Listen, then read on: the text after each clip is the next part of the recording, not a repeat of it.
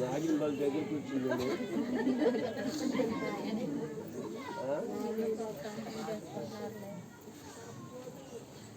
ఇంత దగ్గర దేవుని స్తోత్రం. హల్లెలూయా. అన్న నాకు మంచి లైన్లో పెట్టిపోయింది నన్ను. గమనించండి. దినవృత్తాంతముల గ్రంథము 2వ దినవృత్తాంతాల గ్రంథము 29వ అధ్యాయము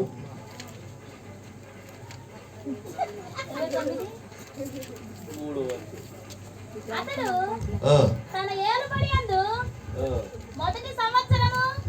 అతడు తన ఏలుబడి యందు మొదటి సంవత్సరము మొదటి నెల యెహోవా మందిరపు తలుపులను తెరచి వాటిని బాగు చేసి యాజకులను లేవీయులను పిలువనంపి తూర్పుగానున్న రాజవీధిలో వారిని సమకూర్చి వారికి ఆజ్ఞాపించును.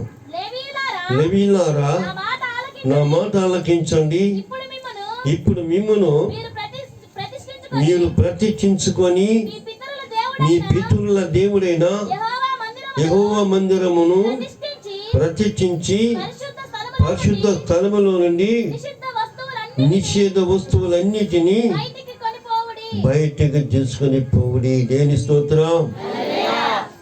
మొదటి నెల అంటాడు. దేవుని స్తోత్రం. మనం ఈ చివరి దశలో మొదటి కార్యక్రమానికి వచ్చున్నాం.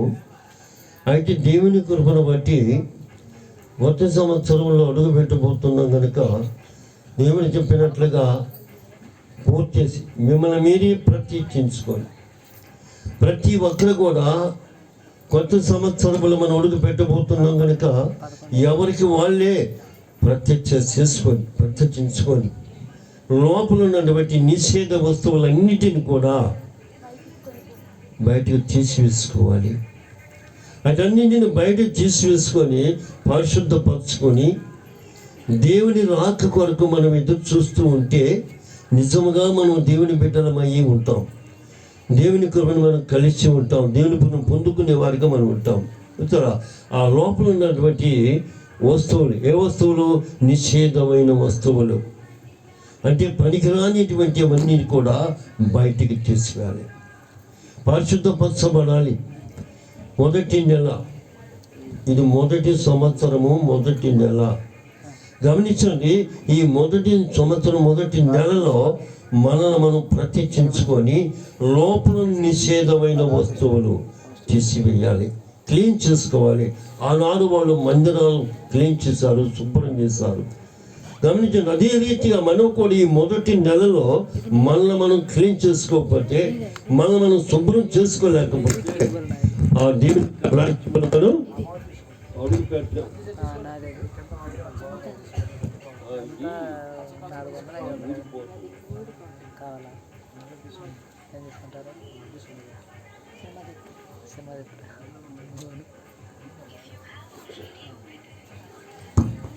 ఏ మాత్రమని కూడా అశ్రద్ధగా మనం ఉండకూడదు.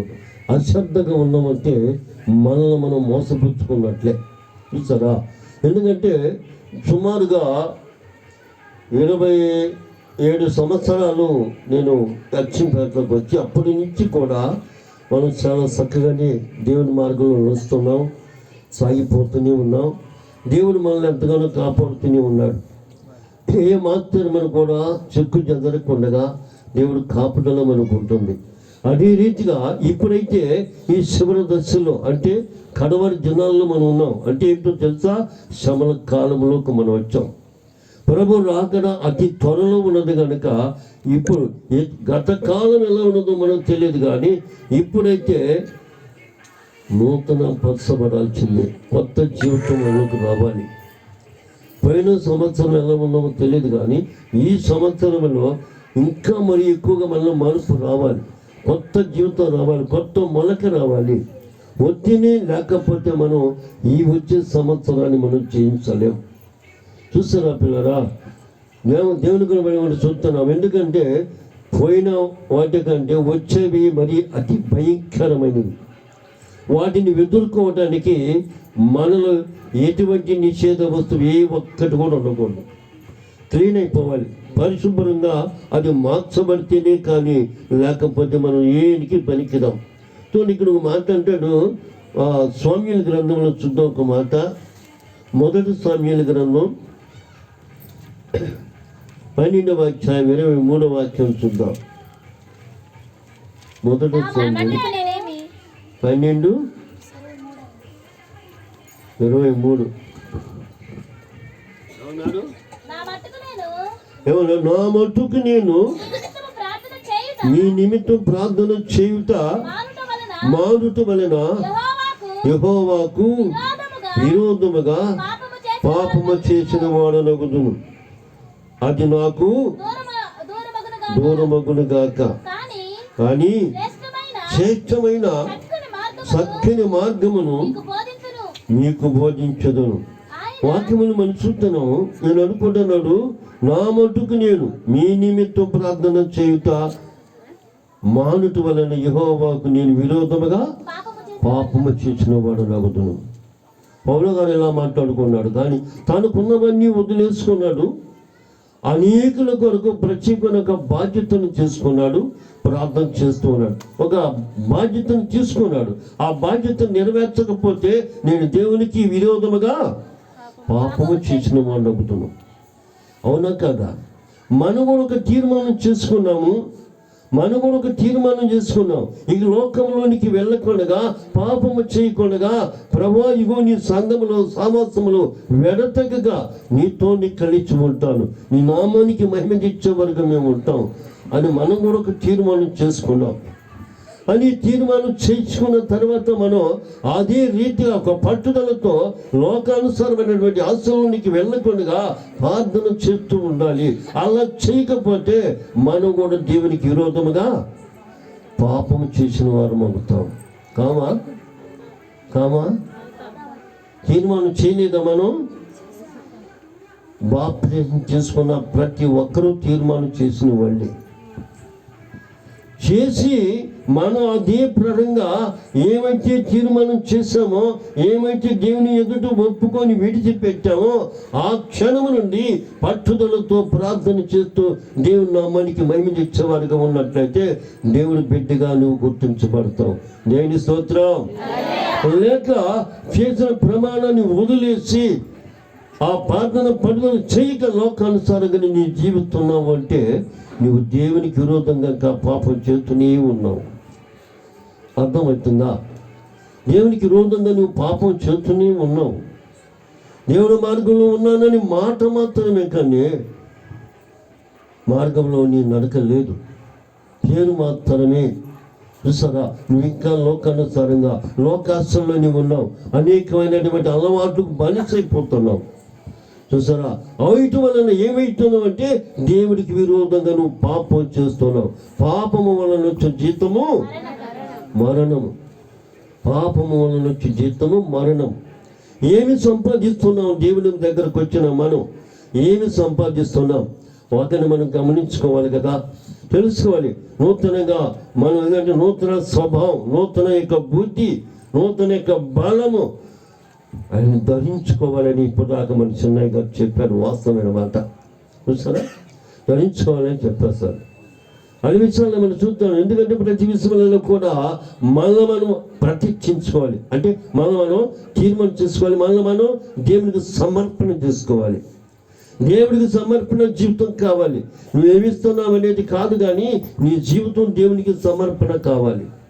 సమర్పణ జీవితం ఎప్పుడైతే అవుతుందో అప్పుడే నువ్వు దేవుని బిడ్డవి, అప్పుడే దేవుని రాజ్యానికి వారసత్వంగా ఉంటారు. చూసారా, లేకపోతే ఏమైపోతావో తెలియదు పిల్లరా. చూసారా, ఏమైపోతావో కూడా తెలీదు. ప్రతి విషయంలో కూడా చాలా మెలకు కలిగి, చాలా జీవితంలో మనం చాలా మెలకు కలిగి ఉండడానికి ప్రయత్నించాలి. యెహోషువ గ్రంథంలో ఉన్నాడు అమ్మా.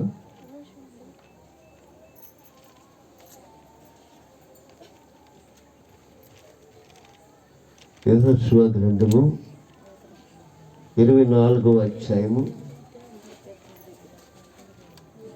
24వ అధ్యాయము తీసుకుమ్మా 15వ వాక్యం చదువుకున్నాం.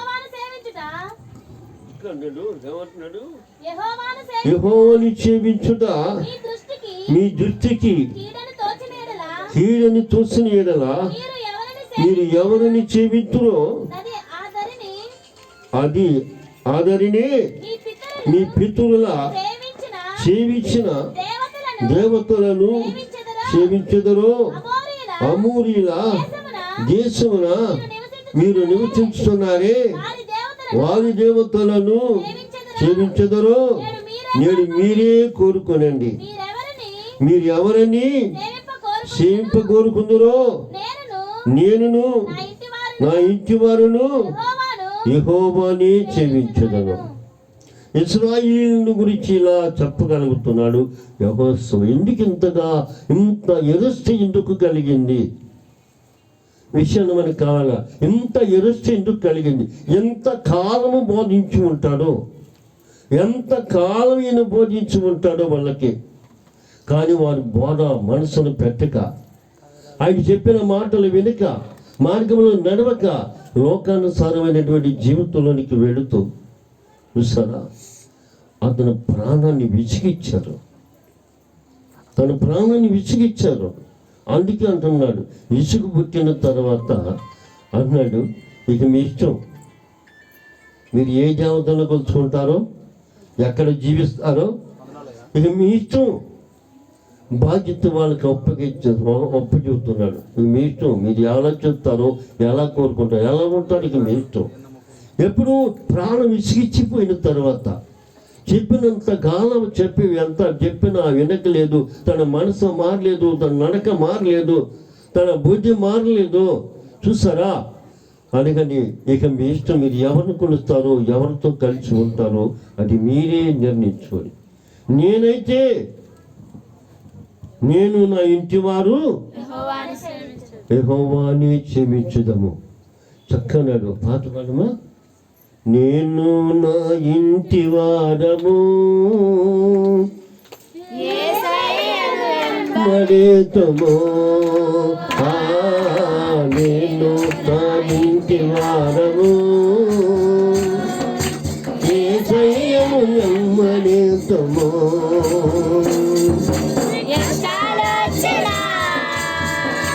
ఎన్ని శోధనలు వచ్చినా, ఎన్ని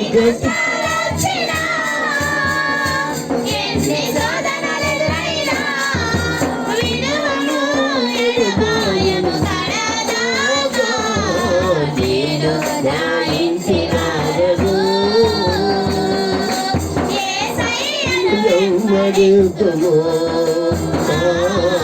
నేను నా ఇంటి వారము యేసయ్యను వెంబడేతమో. ఇలాగా ప్రాణం విసిగిచ్చిపోయింది పాపం. ప్రాణం విసిగిచ్చిన తర్వాత ఇక అతను ఒక మాట ప్రత్యేకన్నాడు, ఇక మీ ఇష్టం, మీరు ఎవరిని కొలుస్తారో, ఎవరితో కలిసి మీరు జీవిస్తారో మీరే నిర్ణయించుకోండి, ఇక మీరే తెలుసుకున్నట్టున్నాడు. చూస్తారా పిల్లరా? ఎందుకంటే ఇశ్రాయేలు ఎంత విధిగా దిగసారిపోవడం కారణం ఏంటి? ఇశ్రాయేలు దేవుడు మెచ్చుకునేవాడు, దేవుడు అంతగా కోరుకునేవాడు, దేవుడు ఆశ్రయించబడినటువంటి వారు ఇశ్రాయేలీలు అంటే. దేవుడు ఏర్పరచుకునేటివాడు ఇశ్రాయేలీలు. అటువంటి ఇశ్రాయేలీలో దేవునికి వ్యతిరేకంగా నడక మొదలు పెట్టారు. ఎప్పుడైతే వీళ్ళు దేవునికి వ్యతిరేకంగా ఎప్పుడైతే మార్చబడ్డారో వాళ్ళు అన్యులతో సాంగత్యం చేసినప్పుడే దేవునికి తిరుగుబాటు చేశారు. ఈజిప్ట్ దేశం నుండి బయలుదేరినప్పుడే చెప్పాడు దేవుడు, మీరు వారితో సాంగత్యం చేయవద్దు, వారి బిడ్డలను మీరు చేసుకోవద్దు, మీ పిల్లలను వాళ్ళకి ఇవ్వద్దు, మీరు విందు చేసుకున్నప్పుడు వారిని పిలవబాకండి. ఇవాళ మీరు విందు చేసుకున్నప్పుడు వాళ్ళని పిలిస్తే రేపు వాళ్ళు మళ్ళా మిమ్మల్ని పిలుస్తారు, కలిసిపోతారు వాళ్ళతో. వాళ్ళకి మీరు వేరుగా ఉండండి అని ఇశ్రాయేలీయులకి దేవుడు చెప్పాడు. ఇశ్రాయేలీయులకు దేవుడు చెప్పాడు, ఇంకా చెప్పాడు, నేను రోసంగల దేవుడిని చెప్పాడు కూడా. నేను తప్ప వేరొక దేవుడు మీకు ఉండకూడదని చెప్పాడు. నిజమైన మాటలు దేవుడు చెప్పాడు, కానీ చెడచెవుని పెట్టారు అంతే. దేవుడు మాటల లెక్కలు కూడా లేదండి. దేవుని స్తోత్రం. పక్కన వేసేసాడు, దేవుడి మాట పక్కన వేసేసాడు ఇశ్రాయేలీయులు. వేసి ఆ యొక్క దేశం, ప్రత్యేకమైనటువంటి దేశం వెళ్ళిన తర్వాత అక్కడ వాళ్ళతో స్నేహం చేశారు, ఈ ముందుకున్నారు. వాళ్ళతో కలిసి పూజలు పునస్కారాలు కూడా ప్రారంభం చేయటం మొదలుపెట్టారు. ఎప్పుడైతే ఈ ముందుకున్నారో, పూజలు మొదలు పెట్టారో, శ్రమలు ప్రారంభమవుతున్నాయి. దేని స్తోత్రం. చెప్పాడు, విసిగిచ్చిపోయింది ప్రాణం, ఇక అంటున్నాడు, ఇక ఆపలేదు. ఇది మీ ఇష్టం, మీరేం చేసుకుంటారు, ఇక మీ ఇష్టం. ఏం చెప్పాడమ్మా? నేను చూస్తున్నా, మనం యెహోవాని సేవించడం మీ దృష్టికి కీడని తెలిస్తే, ఏమన్నా దేవుని ఆరాధించటము, దేవుడితో కలిసి ఉండటము మంచిది కాదా? ఎవరితో ఉండటం మంచిది, ఎవరితో స్నేహం చేస్తే మంచిది అని అంటున్నాడు.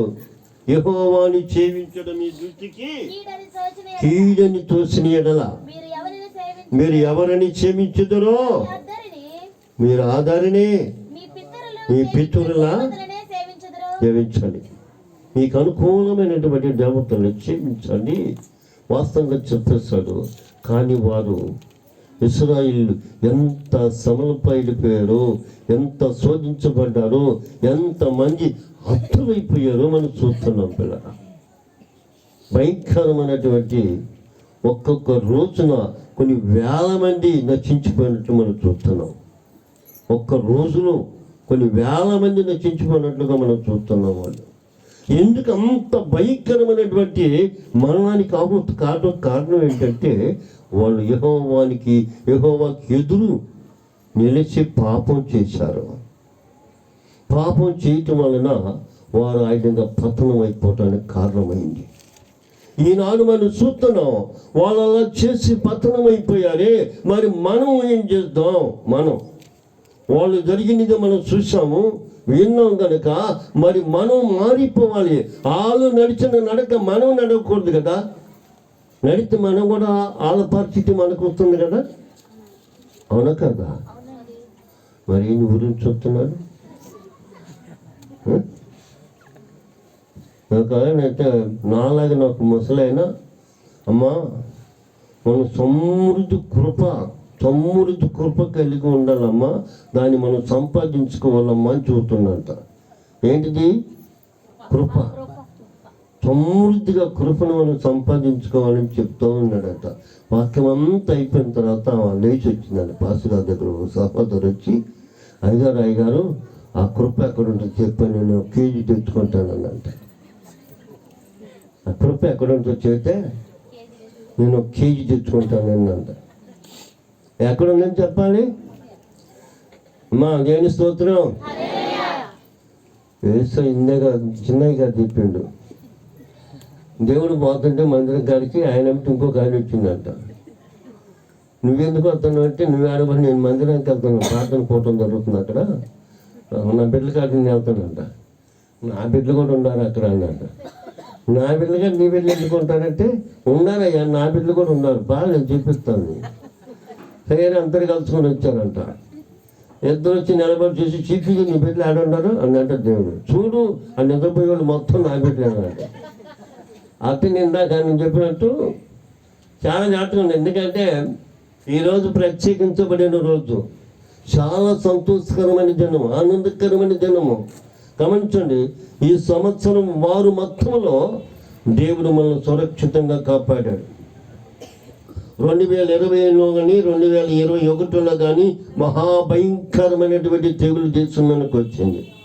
ఆ భయంకరమైన తెగులు మనల్ని చిక్కుపడకుండా మన దేవుడు మనల్ని అందరినీ కాపాడాడు. అవునా కదా? మరి 2022లో మనం జ్వరం ఏళ్ళు కాలు అడుగు పెట్టబోతున్నాం. అందులో ఇంకొక కొత్త అది బయలుదేరిందంట, ఒమిక్రాన్ అంట. ఏ ఇక్రోలే మనుషులు తినేస్తుంది. ఆ ఒమిక్ర బయలుదేరుతున్నాడు, వస్తుంది. కొత్త సంవత్సరంలో అది వచ్చేస్తుంది.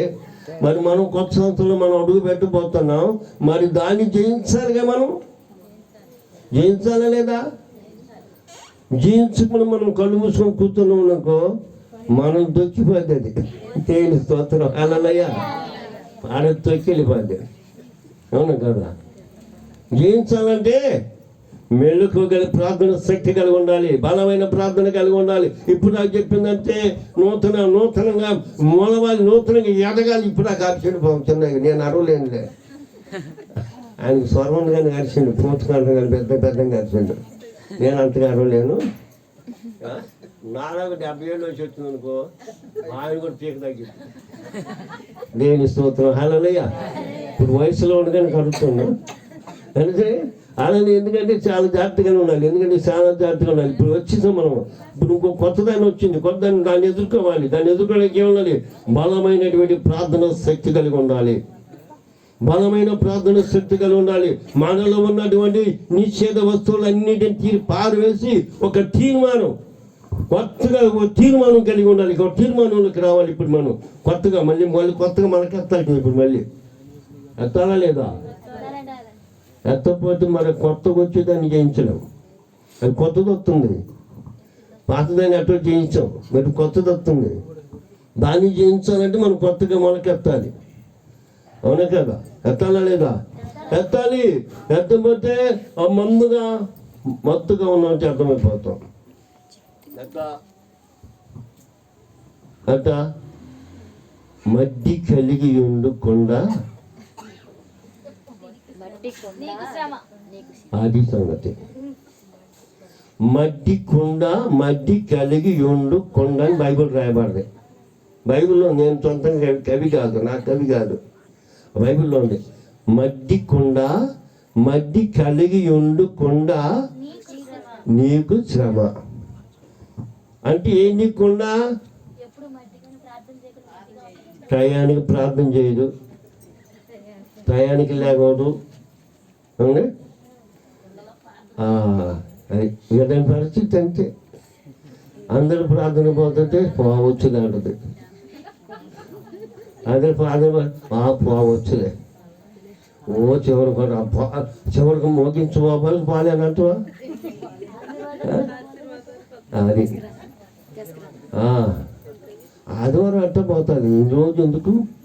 దేని స్తోత్రం. మడ్డి కలిగి ఉండు కొండ నీకు శ్రమ. వెలగొట్టు. ఎలా ఉండాలి? మన స్వభావం ఎలా ఉండాలంటే, మనకు స్వభావం ఎలా ఉండాలంటే మీకు బాగా అర్థం కాలేదు. మేక మీద నీళ్ళు అట్టది ఇదిలిచ్చిద్ది. చూసారా? విశ్వాస జీవితం అలా ఉండాలి. పని మీద నీళ్ళు అస్సలు కదలాని కూడా కాదు, మందం కాదు. ఎన్ని నీళ్ళన్నా పోయి కాదన్నా కూడా కాదు అనుకో. అర్థమైనా? విశ్వాస జీవితం అలా ఉండాలి, జలతరిచ్చేటట్టు ఉండాలి. చూస్తారా? అటు ఉంటేనే, లేకపోతే మనం ఏం చేయలేం కదా అండి, మనం ఏం పొందలేము కూడా. అలాగన్నాడు. చివరికి యెహోషువ చాలా ఇసుకపడ్డాడు. ఇసుకటపడి తను ఎంత ఇదైపోయాడో మనం చూస్తున్నాం పిల్లరా. చూడండి, చాలా వ్యక్తిగా మనం ప్రతి విషయంలో కూడా ఏమైపోతామో తెలీదు, ఏం జరుగుతుందో తెలీదు. కీర్తన గ్రంథంలో 132వ కీర్తన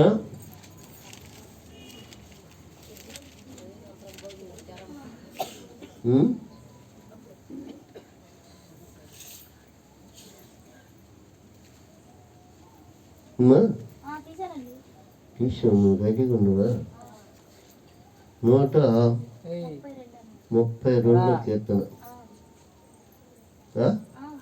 లేదా? ఎవరైనా లేదంటుంది. 5వ వచనం.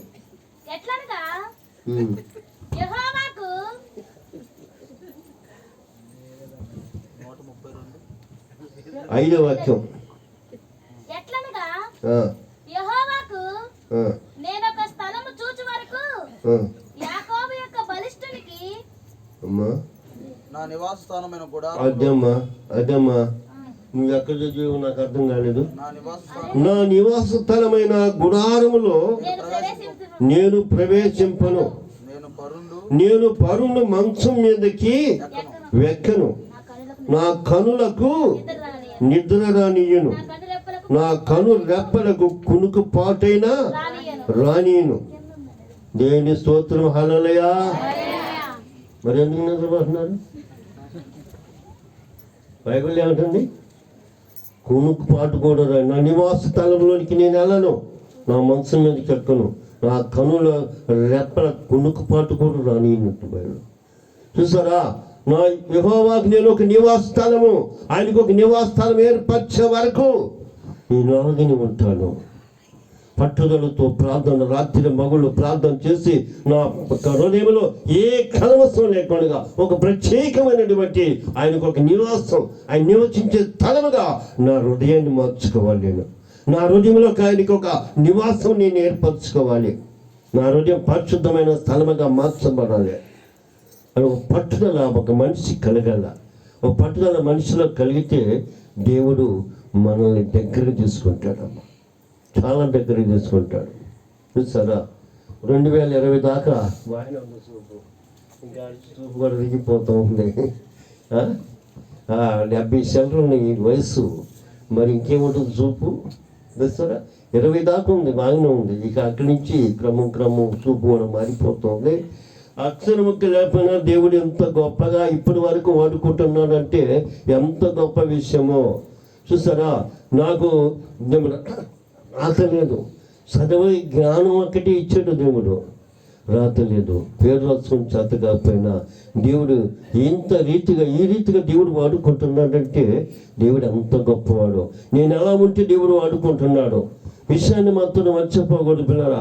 ప్రతి విషయంలో కూడా ప్రతి ఒక్కరు కూడా నాలాగనే ఉండాలి, దేవునికి అనుకూలంగా ఉండాలి. నేను ఇలా మీకు పగులు మాట చెప్పాను, జరగబోయే విషయాలు మనం తెలుసుకునేలాగా ఉండాలి. రేపు జరగబోయే విషయాలు దేవుడు మనకు బయలుపెట్టేటట్లుగా అలాగా మనం ఉండాలి. అలా ఉండాలంటే ఉండాలి, నిండుగా విశ్వాసం మనకు ఉండాలి. విశ్వాసం అనేది మనం లేకపోతే దేవునికి ఇష్టమై ఉండుట అసాధ్యమని బైబిల్ చూస్తుంటాం కదా. అందుకని మేము ఇలా పవిత్రపడం విశ్వాసంతో మనం కలిగి ఉండాలి. ఉంటేనే రేపు జరగబోయే విషయాలు దేవుడు మనకి బయలుపరుస్తూ ఉంటాడు. చూసారా, అలాంటి విషయాల్లో మనం తెలుసుకోవడానికి దేవుడికి మనకు దగ్గర సంబంధం కలిగి ఉండాలి. ఉంటే ఈ చివరి కాలంలో కడవరి దినాల్లో ఆ శ్రమలను మనం చేస్తాం, వాటి నుండి మనం బయటపడతాం. లేకపోతే మనం జయించలేం. మన డబ్బు మనం రక్షించదు, మన అంతస్తును మనం రక్షించవు. ఏ మందు పనిచేయదు. డాక్టర్ దగ్గర పోతే మందు లేదంటాడు. ఏం చేద్దాం? మనం ఏం చేయలేం. నేను 5-6 సార్లు తీసుకెళ్ళారు, మిరప తోట తీసుకెళ్ళి ప్రార్థన చేయించారు. చూడయ్యా అని ఏం చూస్తావు? పూజ చెప్తారు, మిరప చెట్టు పూజ చెప్తా, పూలో ఉంది సన్న పురుగు, దానికి మందు లేదంట. అదేంటి స్తోత్రం, దానికి మందు లేదంట. మనుషులకు వచ్చే తెగులకి మందు లేదు, ఇవాళ పైరుకి వచ్చిన తెగుళ్ళకి మందు లేదు. కారణం ఏంటంటే దేవుడు చెప్పిన లేఖనాలు నెరవేరబోతున్నాయి. ప్రభు రాక అతి త్వరలో రానై ఉన్నాడు. కానీ మనం సిద్ధంగా ఉన్నామా, రెడీగా ఉన్నామా? మన క్రియలు మనం సరి చేసుకొని సిద్ధపాటు కలిగి, పట్టుదల కలిగి, ప్రార్థన శక్తి కలిగి మనం రాకడికి ఎదురు చూస్తూ ఉంటే దేవుడు మనకు తోడుగా ఉంటాడు, అండగా ఉంటాడు, అన్ని వేళలా సహాయకుడిగా ఉంటాడమ్మా.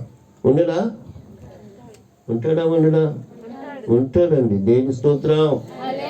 ఇంకో మాట కూడా చూద్దాం.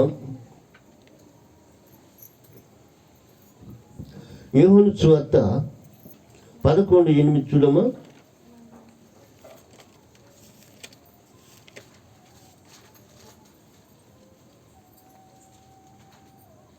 ఈశ్వా చదువు.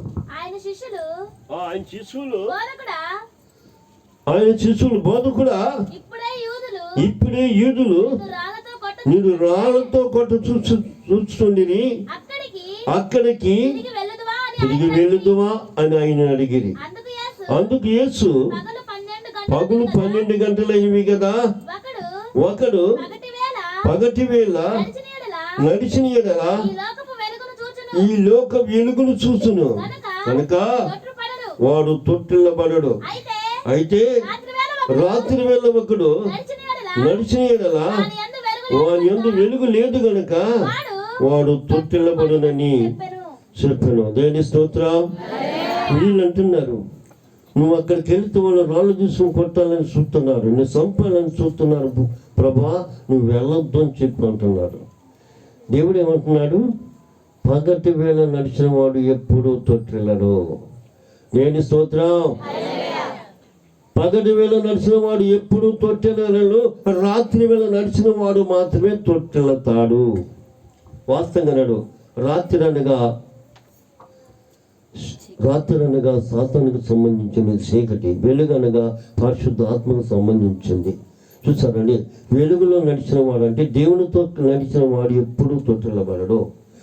చీకటి అనగా సాతానుకు సంబంధించింది కనుక వాని అనుసరులుగా వాని క్రియలు చేస్తూ వాని మార్గంలో నడిచిన వాడు తొట్టిల్లబడతాడు. చూసారా, ఏ మార్గంలో మనం నడుస్తున్నాం, ఏ మార్గంలో నడవగలుగుతున్నాము చూసారా. ఇంకా మనం టైం చాలా దగ్గరకు వచ్చేసింది అని ఏ మార్గంలో నడవగలుగుతున్నాం, ఏది మనం ఈ విషయాన్ని మనం చాలా జాగ్రత్తగా మనం తెలుసుకొని ఉంటాలి. వెలుగులో నడిచాడు ఎప్పుడూ తొట్టిల్లబడారట.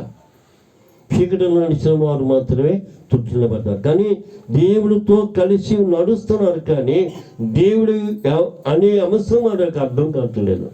దేవుడు అసలు ఆయన ఎవరో కూడా వాళ్ళకి అర్థం కాలేదు. ఆయన ఎవరో కూడా వాళ్ళకి అర్థం కాలేదు. ఆయనతో కలిసి నడిచారు, ఆయనతోనే జీవిస్తున్నారు, ఆయన మార్గంలో నడుస్తున్నారు, కానీ వాళ్ళ నిమిత్తం ఉంటున్నారు. కానీ విశ్వాసం అనేది వారిలో లేదు పిల్లరా. విశ్వాసం అనేది వారిలో కనపడలేదు. నాడు ఒక దినాన యేసు ప్రభు వాళ్ళని పరీక్షించాడు. వాళ్ళు వెళ్ళిపోతున్నారు ధోనిలో, ప్రయాణం వెళ్ళిపోయి నేనైతే కొండ మీదకి వెళ్ళి అక్కడ ఆగిపోయాడు. వరకు ప్రయాణంలో ధోని ఎక్కి సముద్ర తీరమంతో మధ్యలోకి వెళ్ళగానే అల్ల చేత ఎక్కువ కొట్టబడుతున్నప్పుడు గబాగబైన వాళ్ళ దగ్గరికి వెళ్ళాడు. వాళ్ళు భయపడ్డారు. గమనించండి పిల్లరా. అయినా దేవుడు వాళ్ళ దగ్గరికి వెళ్ళి అల్ప విశ్వాసాలరా, ఎందుకు మీకు అది అల్ప విశ్వాసం ఇసునగతంలో మనం చూస్తున్నాం. ఒక నగరంలో పేతురు కూడా అలాగనే వచ్చేసింది అల్ప విశ్వాసం. గమనించండి, మనం చూస్తున్నాం దేవుడు వాళ్ళ మధ్యలో ఉన్న కూడా వాళ్ళు తొందరపడ్డారు, భయపడ్డారు, ఒంటికి అయిపోయారు. అయితే దేవుడు లేచి గాలిని సముద్రాన్ని ఆపుచేసి వాళ్ళతో అన్నాడు, నేను ఎంతకాలం మీతో గురుండెను. వాస్తవంగా చూస్తున్నారు, విశ్వాసంలో స్థిరపడలేరా? అవిశ్వాసంతో అన్నాళ్ళు జీవిస్తూ ఉంటారు. వాస్తవంగా చూస్తున్నాం, ఎందుకంటే తనతో ఉన్నా కూడా వాళ్ళకి విశ్వాసంలో స్థిరపడలేకపోయారు. అంటే మనం చూస్తున్నాం, బైబిల్లో మాట రాయబడింది, చూసిన వారి కంటే కూడా చూడక నమ్మిన వారు ధన్యులు అంట. దేని స్తోత్రం. చూడక నమ్మిన వారు ధన్యులు అంటున్నాడు. వాస్తవమైన మాటే, చాలా చక్కని మాట అది. మనం చూడలేదు కానీ నమ్మాం. నమ్మితే నా మహిమను చూస్తామని దేవుడు ఎప్పుడో చెప్పేశాడు. మనం నమ్ముతున్నాం కనుకనే దేవుని మహిమను చూడగలుగుతున్నాం, దేవుని క్రియలు చూడగలుగుతున్నాం. కానీ చూడలేదు ఆయన్ని మనం నమ్మాం. ఆయన క్రియలు చూస్తున్నాం, ఇక్కడ బైబిల్లో చూసిన తన మాటలను బట్టి నమ్మేస్తాం. చూస్తారా, పరమగా నమ్మేస్తాం. దేవుడు నేను ఎప్పుడైతే నా జీవితంలో నేను మనస్ఫూర్తిగా దేవుడు నా పట్ల చేసిన కార్యము జీవితంలో ఎప్పుడు మర్చిపోలేను. మీరు కానీ అనుకుంటే ఎందుకు పెద్ద అది అది అనుకుంటాడని మీరు అనుకుంటారు, కానీ అంత గొప్ప కార్యం చేశాడు దేవుడు నా పట్ల. ఎండిపోయిన కట్టె సంవత్సరం అంతా మంచం అయిపోయి సంవత్సరం ఎండిపోయి కట్టెం అయిపోయి ఎక్కడ నాని బిగసపోయి దాంతో కూడా బిగసపోయి నోటి మాట కూడా పోయి చివరికి బయట పండిస్తే అప్పుడు ముట్టుకున్నాడు దేవుడు. ఎంత గొప్పవాడో తెలుసా? ఆ టైంలో బ్రతుకుతాడా మనిషి? అసలు బ్రతుకుతాడా? అయిపోయింది, మాట కూడా పోయింది. ఇక బయసుకెళ్ళి బయట పడ్డా. ఎన్నికల బొమ్మ తప్పితే ఇంకేమి లేదు. ఎన్నికలే ఉన్నాయి, తోలు కప్పుకొని ఎన్నికలే ఉన్నాయి. తీసుకెళ్ళి ప్రాణం మోతుందని బయట బంధించారు. అప్పుడు అనుకుంది, ఒక ఆమె అంటుంది, యేసుప్రభుని నమ్ముకో బ్రతుకుతా, లేకపోతే నువ్వు చచ్చిపోతావు. ఆమె పేరు సీతమ్మ, ఆమె చచ్చిపోయింది లేదు, కానీ నేను మాత్రం ఆమెను మర్చిపోవట్లేదు. ఆమె ఉంది, నేను మనసులో అనుకున్నా, యేసయ్యా నన్ను బ్రతికించు, నా జీవితకాలం నీ సాక్షిగా ఉంటానని అనుకుని మనం మనసులో అనుకున్న మాట దేవుడికి వినపడింది.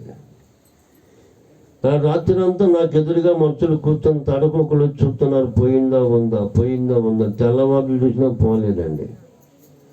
తెల్లారి గట్లకి 12 రోజులు ఆకలి లేదు, దప్పిక లేదు. ఆ రోజు ఆ తెల్లారి గట్ల ఎంత ఆకలైందో సైజ్ ఇచ్చాను, ఆకలి అవుతుందని. సరే గంగాబా వండుకొని గంజి ఉంచుకొని గంజిలో పోసుకొని చేసుకొచ్చి లేపి పట్టుకొని పైకి లేపి పట్టుకొని కూర్చునే స్థానం కూడా లేదు. పట్టుకుంటేనే లేపి పట్టుకొని నోరు తెరమంటే బేల్సపోయి నోరు రాల, దాన్ని బేల్సపోయినాయి. కళ్ళ నుంచి నీళ్ళు ఇచ్చాను, మాట లేదు, చెయ్యి సైగ చేశాను, అవుతుంది ఇక బ్రతికే అవకాశం నాకు లేదు. విరిసిపోయింది కదా దంతువులు కూడా. సమస్యలు పెట్టి పళ్ళల్లో పగలు తెచ్చి అన్నం తీసేసి ఒట్టి గంజి గలస్తో తీసుకొచ్చి గంజి లోపలికి నడిపారు. అంత భయంకరమైన జీవితంలో నుంచి దేవుడు బ్రతికించి అక్షరం ముక్క లేకపోయినా నన్ను అక్షరము ఆ జ్ఞానము నాకు దేవుడు ఇచ్చి దేవుడు వాడుకుంటున్నాడంటే దేవుడు అంత గొప్పవాడు. నేను ఒకటే చెప్పాను, ప్రభా నా జీవితకాలం నీ సాక్షిగా ఉంటానన్నాను. ఎక్కడ? ఆ మన్నంధకారములో ఆ మాట అన్నాను కదా. ఆ మాట పరంగా ఇప్పటి వరకు కూడా నేను ఏ సహవాసంలోనికి నేను వెళ్ళలేదు, ఏ సంస్థలోనికి నేను వెళ్ళలేదు. నా దేవుడు పెడితే నేను తింటాను, నా దేవుడి పని చేస్తాను. నా జీవితకాలం నేను ఆయనకి మాత్రమే దాసుని, నేను ఇంకొకరి దాసుడని కాను. నా జీవితకాలం నేను ఆయనకే సేవ చేసుకుంటాను. ఆయన పెడితే నేను తింటాను, లేకపోతే లేదు. ప్రత్యేకించబడి ఇప్పటికి 36 సంవత్సరాల నుంచి ఎలాగ సేవ చేసుకుంటూ వస్తున్నట్లరా. దేవుడు ఏమైనా విడిచిపెట్టాడా? 2019లో చెప్పాడు, నయరుగా అంత దూరం నిలబడి అంటున్నాడు, ఏంటయ్యా చూస్తున్నావు అంటే, అయ్యా పొలం అంతా కోత కొయ్యబడింది, అన్ని కుప్పలు వేయబడ్డాయని చూస్తున్నానన్నా. అవునయ్యా, కోత అయిపోయింది, కుప్పలు వేయబడ్డాయి, నూర్పిడి ప్రారంభమైంది, అది ఉత్తరప్రదేశం నుంచి మొదలైందని 2019లో చెప్పాడు. నూర్పిడి ప్రారంభమైంది, అది ఉత్తరప్రదేశ్ నుంచి మొదలైందని 2019లో చెప్పాడు. నేను ఆ సంవత్సరం మన వాళ్ళకి అందరికీ చెప్పాను, దేవుడు ఎలా నాతో చెప్పాడమ్మా, ఉత్తరప్రదేశ్ నుంచి నూర్పిడి ప్రారంభమైందంట. మరి ఆ నూర్పిడి దేశం మీదకి వస్తుందేమో, ఏ రూపంలో వస్తుందో, ఏ విధంగా వస్తుందో నాకు తెలీదు. 2019 మన వాళ్ళకి అందరికీ చెప్పాను, వెలుగుగలిగి ప్రార్థన చేయండి, నూర్పిడి ప్రారంభమైంది అన్నాడు దేవుడు. అది ఎలా వస్తుందో తెలియదని చెప్పాను. 2020లో వచ్చింది. అదే ప్రాంతాల నుంచి తెగులు దేశం మీదకి. దేవుని స్తోత్రం, హల్లెలూయా. మీరు విన్నారా? నేను చెప్పిన మాట విన్నారా? చెప్పానా నేను? అది విషయమ్మా. ఎందుకంటే దేవుడు నాకు చెప్పాడు, నేను మీకు చెప్పాను. వాస్తవంగా చూస్తున్నాం, అదే స్థితిగా అందరూ కూడా అలాగనే దేవుడికి మనకు ఒక దగ్గర సంబంధం కలిగి ఉండాలి. ఈ చివరి కాలంలో మనం అటు ఇటు చూడాల్సిన అవసరం లేదు. పౌలు గారు అన్నట్లుగా, నేను గురి పెట్టాను, నా గురి యొద్దకి నేను పరిగెత్తుచున్నాను, నా గురి యొద్దకి నేను పరిగెత్తుతున్నాను, అలసట లేకుండా. చూస్తారా, నా పరుగు కడముట్టించి తిని నా విశ్వాసమును కాపాడుకుంటేని. దేవుని స్తోత్రం, హల్లెలూయా. అలాగుండాలి మనం పరిస్థితి కూడా.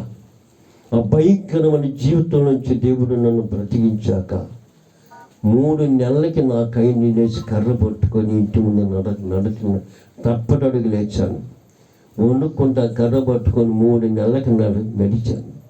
అప్పుడు అనుకున్నాను, దేవుడు గొప్పవాడు, ఈ దేవుడు గొప్పవాడని. అప్పుడు నాకు అర్థమైపోయింది, నిజంగా ఈ దేవుని జీవితంలో మర్చిపోకూడదు, ఈ దేవుని మర్చిపోకూడదు ఈ జీవితంలో చెప్పి అనుకున్నాను.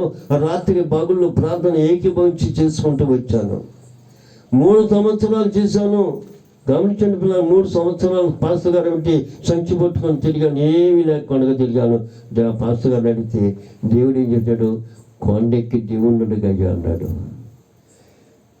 నన్ను అడిగితే నేను చెప్తాను. అప్పుడు ఎక్కాను, నెగరికల దగ్గర కొండ, పెద్ద కొండ ఎక్కాను. 2 నెలలు కటిక ఉపాసంతో కొండ మీద కన్నీళ్ళు కాచాను. ప్రభా నన్ను బ్రతికించావు, నేనేం చేయాలి? నన్ను బ్రతికించావు కదా, మరి నేనేం చేయాలి? నేను ఈ పని చేయాలి, నేనేం చేయాలి? వాస్తవంగా దేవుని అడిగాను, నాకున్న కావాల్సినవన్నీ దేవుడు ఇచ్చేసాడు. నాకు కావాల్సిన అన్నీ దేవుడు ఇచ్చేసాడు.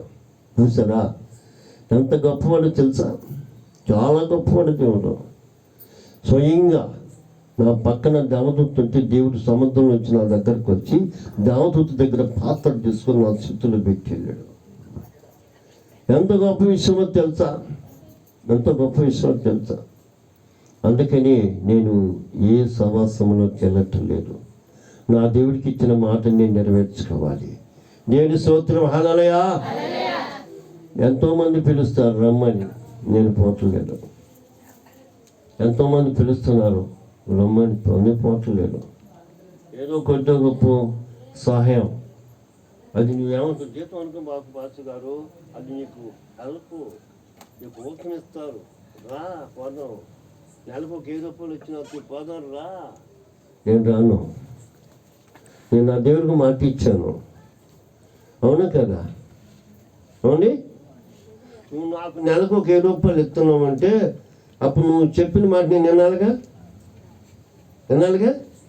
నువ్వు రమ్మని కాడికి నేను రావాలిగా, పోవాలిగా. అదే టయానికి ఇక్కడ ఒక బాధమైన రోగం ఉంటుంది. ఇక్కడ నా సమయంలో ఆ రోగం బాగా మరి పరిస్థితి తారుగా ఉంది. ప్రార్థన చేయాలా, ఉపవాసం ప్రార్థించే రోగిని లేపాలా. అదే సమయం నువ్వు కబు చేస్తూ నువ్వు అర్జెంటుగా రమ్మంటావు. ఏం చేయాలి నేను?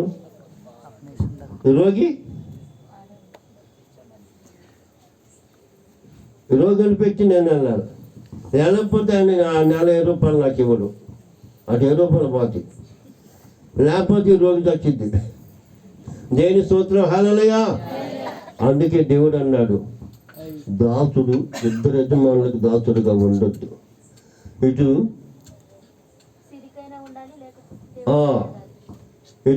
యజమానుడికి కానీ ఇటు స్త్రీకి కానీ 2కి నువ్వు దాసుడిగా ఉండొద్దు. ఎవరికైనా ఒకళ్ళకే దాసుడిగా ఉండదు. దేవుడు చెప్పాడు కదా. మరి ఎందుకు అటు ఇటు గమనించండి. దేవుని గురించి బట్టి చూస్తున్నాం.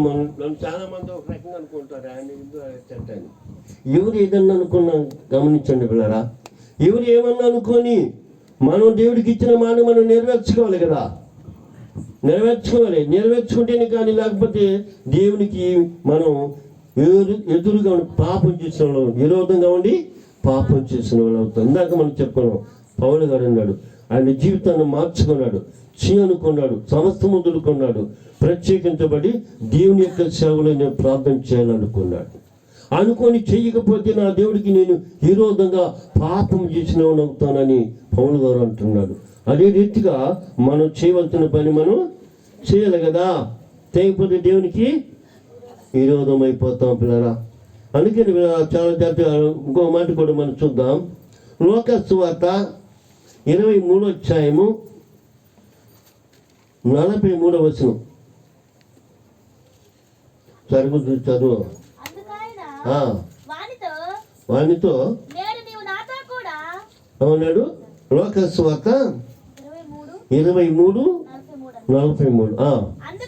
అందుకైనా వానితో నేడు నీవు నాతో కూడా పరదేశంలో ఉన్నది. దేవుని స్తోత్రం, హల్లెలూయా. ఎందుకన్నాడు ఈ మాట? తన జీవితాన్ని చిటికలో మార్చుకున్నాడు. తన పాపాలను ఒప్పుకున్నాడు. నేను ఇప్పటి వరకు పాపంలో ఉన్నాను, ఇప్పటి వరకు లోకంలో ఉన్నాను, ఎన్నో హత్యలు చేశాను, ఎన్నో మరణాలు చేశాను, ఎన్నో దోపిడీ చేశాను, ఎంతోమంది సొమ్మును దోచుకున్నాను. నేను చాలా గొప్ప పాపినయ్యా, నేను చాలా గొప్ప పాపిని. ఈ క్షమ నాకు తగినదే. కానీ నీ పరదేశంలోకి వెళ్ళినప్పుడు ఒక్కసారి నన్ను జ్ఞాపకం చేసుకోయ్యా. తన పాపాలు ఒప్పుకున్నాడు, పాపినని తెలుసుకున్నాడు, ఒప్పుకున్నాడు. కనుక చూడండి, చిటికలో తన జీవితాన్ని మార్చుకున్నాడు. వెంటనే దేవుడితో కలిసి పరదేశంలోకి వెళ్ళిపోయాడు. దేవుని స్తోత్రం, హల్లెలూయా. అదే రీతిలో మనము కూడా ఈ క్షణంలో మనం జీవితాలు మార్చుకుంటే ఈ కొత్త సంవత్సరంలో అడుగు పెట్టుకుంటున్నాం కనుక మన జీవితాలు మార్చుకుంటే మనం కూడా నూతన సృష్టిని పొందుతాము. దేవుని స్తోత్రం, హల్లెలూయా. నూతన సృష్టిని పొందగలుగుతాం. లేకపోతే అర్థమైపోతాం పిల్లరా. సమయం చాలా దగ్గరకు వచ్చింది. టైం చాలా దగ్గరకు వచ్చేసింది. నేను ఇంకో మాట చూద్దాం. 1 Korinథీ 2:2 చూద్దామా. 1 Korinథీ 2:2.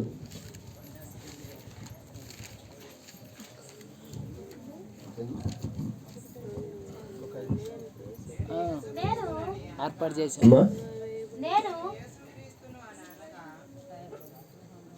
1 Korinథీ 2:2 అన్నాడు. ఆ, నేను ఆ. యేసుక్రీస్తుననగా నేను యేసుక్రీస్తుననగా శిలువ వేయబడిన యేసుక్రీస్తును తప్ప మరి దేనిని మీ మధ్య వెరుగుకుందునని దేవుని స్తోత్రం. హల్లెలూయా. ఆయన మాట తప్ప రెండో మాట నా నోట రానివ్వను. నేను పూజ చేసిన ఆయనే బాధపడి ప్రార్థన చేసిన ఆయన స్వరనే ఆయన నామక్షరణంలోని నేను ఉంటా తప్ప వేరొక మార్గంలోనికి నేను వెళ్ళను. ప్రత్యేకమైనటువంటి తీర్మానం మనం కలిగి ఉండాలి కదా. అలాంటి తీర్మానం మనం కలిగి ఉంటేనే కదా దేవుడు మనల్ని మెచ్చుకునేది. అంతే కదా. ప్రత్యేకమైన తీర్మానం బాప్తిసం తీసుకున్నప్పుడు ఒక తీర్మానం చేసాం ప్రభు ఎదుట. ఆ తీర్మానం ఏం చేసాం? నేను మీకు మనం చెప్పాను ఒక మాట. నేను అన్నిటిగా ఉన్నప్పుడు నాకు ఏడుగురు స్నేహితులు ఉండేవాళ్ళు. 7 ఉన్నారు. నేను అన్నిటిగా ఉన్నప్పుడు నాకు 7 ప్రాణ స్నేహితులు. బలమైన వాళ్ళు, అచ్చి కలిగిన వాళ్ళు, పేదవాళ్ళు కూడా కాదు. వాళ్ళు రెడ్లే. అమరారెడ్డి, వెంకటరెడ్డి, కోటిరెడ్డి, లింగారెడ్డి, చూడండి, వెంకటరెడ్డి, ఆదిరెడ్డి, నేను మొత్తం రెడ్లే నా ప్రాణ స్నేహితులు వాళ్ళు. నేను ఆడుంటే ఆడుకొస్తారు. నేను అన్నిటిగా ఉన్నప్పుడు స్వామి స్వామి స్వామి అంటుంటారు. స్వామి ఏని స్తోత్రం అంటే వాళ్ళే స్వాములు అయిపోయారు. కానీ ఒక రోజున అంటే వాళ్ళే స్వాములు అయిపోయారు. నల్లగొడ్లు వేసి తీసుకున్నారు. ఏమనుకున్నారు? నన్ను వదిలేశారు కాదన్న. నేను వదిలేసాము. నిన్ను ఎట్టు వదులుతామండి మేము? స్వామి నిన్ను వదలం స్వామి, ఏ మాత్రం వదలదు. నువ్వు నల్లగొడ్లు వేసినంత మాత్రం వదిలిపెడతామా? వదిలిపెట్టాము. అని ఇంకే వదిలిపెట్టాలి మీరు అనుకున్నాను నేను. ఇక 40 రోజుల 41 రోజు ఈ 41 రోజులు నేను ఒక్కనే లేటి కానుకుంటాను అనుకున్న ఒక రోజు వాక్ కట్టమైన నేను ముత్తరా సంఖ్య 2 కూర్చొని గంజా వేస్తున్నాం. ఈ భక్తి అట్ట కాదండి. ఈ భక్తి మాత్రం అట్ట కాదు. సావైన బ్రతుకైనా నువ్వే. ఒకే తీర్మానం, సావైన బ్రతుకైనా నువ్వే. ఒక ప్రత్యేకమైనటువంటి ఒక తీర్మానంలోనికి రావాలి మనం. ఈ కొత్త సంవత్సరంలో కొత్త తెగుళ్ళు రాబోతుంది. దాన్ని ఎదుర్కోవటానికి మనసు మారాలి, మాట మారాలి, బ్రతుకు మారాలి.